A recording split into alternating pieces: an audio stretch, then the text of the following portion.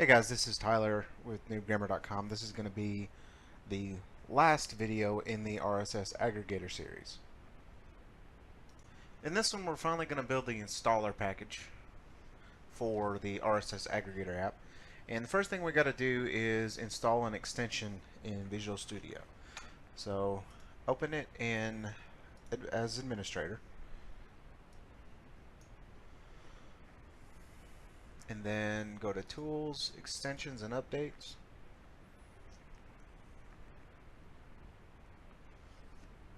Any day now. Okay. Go to Online, type in Installer, and in this case it's the third one, so go ahead and download it. So Microsoft Visual Studio 2017 Installer Projects. Then it wants us to close out of Visual Studio to install it. Let it do its thing.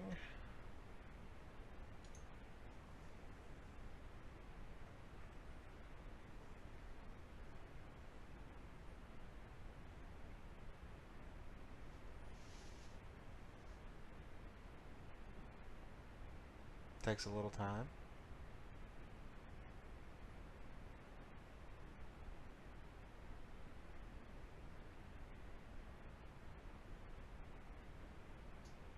Really long time.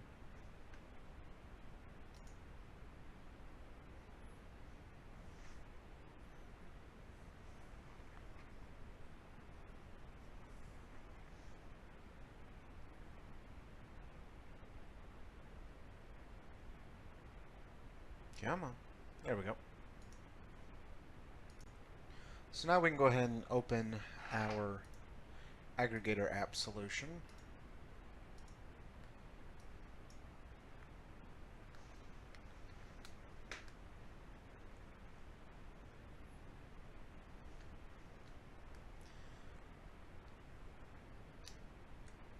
Any day now.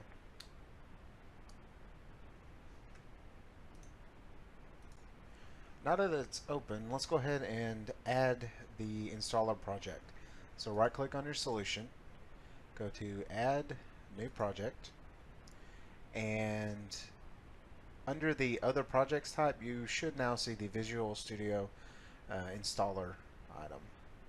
So we'll go with the Setup Wizard. Let's call it Installer. Okay, and this is going to create a wizard for us to basically create the installer for us.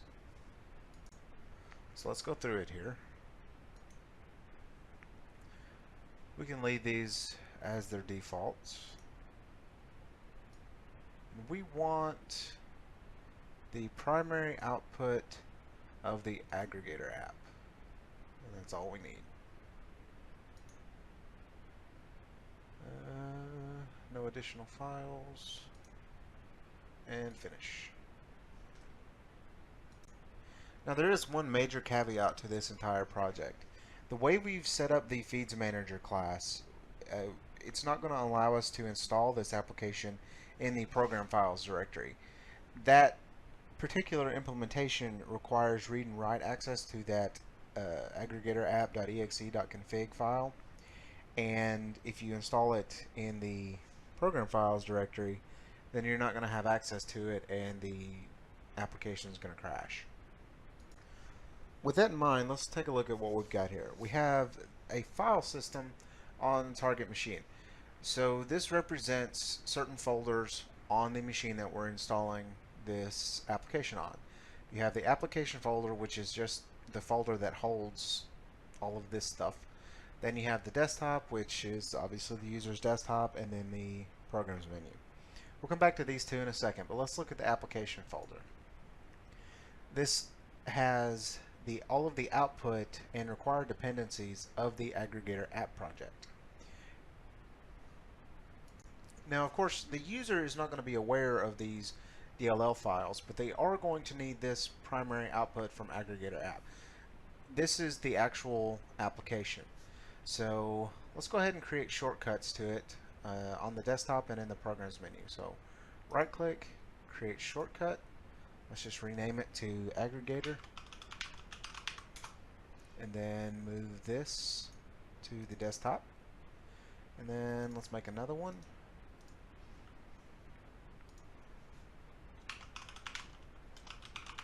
But before we move that, let's go ahead and create a folder in the Programs menu for it. So right click, add, new folder, we'll call it Aggregator. Let's call it Aggregator App so it's not redundant. And you can put anything you want in here. Maybe, I don't know, an uninstaller link or whatever else you could think of to put in here. But let's go back to the application folder and move this into this folder now. Okay. Okay, now that we've got that set up, let's go back to the application folder and talk about that issue I mentioned earlier. So if you click on application folder or right click and go to the properties window, or just look down at the properties window, you'll see this default location and it's got some variables in it. The program files folder of course points to the default program files folder on the computer, then your manufacturer and the product name. So let's handle the program files folder first. So let's take that out. And I think it's personal folder is what we want. Personal folder points to the default documents directory of the user. Now, where did I get this information? Well, I'm glad you asked. I'll put this link in the description of the video, but here is a list of all of the variables that you can put in there to get parts of your path. And that's where I found the personal folder.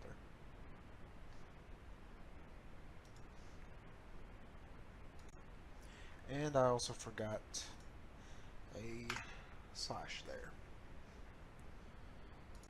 So when the installer installs the package or installs the application, it's going to create a folder structure inside of our users/documents folder. It's going to have the first folder is going to be the manufacturer folder, and then inside of that manufacturer folder is going to be another folder with a product name, and inside that product name is going to be product name folder is going to be all of this stuff.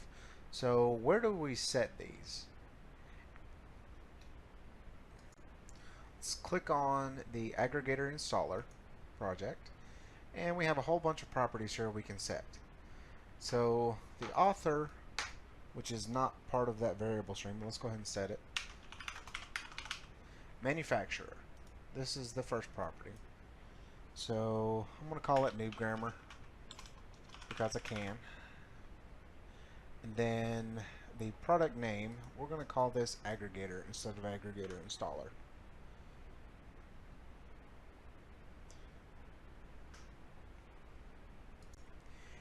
And of course, if you wanted to take out this kind of redundant or extra folder, you could just take out the manufacturer variable and it would install it. It would create this folder structure instead of having that extra folder. So I'm just going to undo that. I think there's only a couple more things we need to do before we're ready to install the application. So right click on application folder, go to add, file. Now what we're going to do is add the icon that we want to show up for our shortcut and to show up for the icon in the add or remove programs folder in the control panel. So let's go to images, click on icon so that we have it there. Now click on the Aggregator app installer project again so that we get back to this properties window, and under the add remove programs icon, go ahead and open that up and browse for it. Now we put it in the application folder, so let's go ahead and click on it. And now that icon will appear in the add or remove programs. So let's look at the other side of it. Go ahead and click back on the users desktop folder. Click on your Aggregator Shortcut. and come back down to properties and change the icon back to the application. Now we have the icon there, and then go back into your, under the users program, the programs menu, click on Aggregator app, and do the same thing with this shortcut.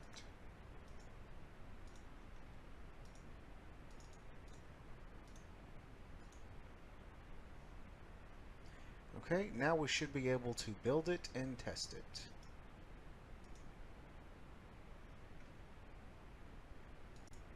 So let's go ahead and look at the debug folder of the Aggregator installer project. And these are the two items we need. You can run it with either one of these, but let's just go ahead and use the setup exe. And there's the wizard. We'll just default through this. Close.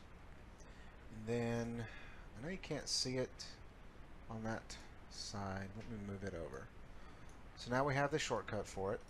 And if we open it up, go to feeds, I want to paste in a new egg feed so I can type. Then click on it, and there you have it.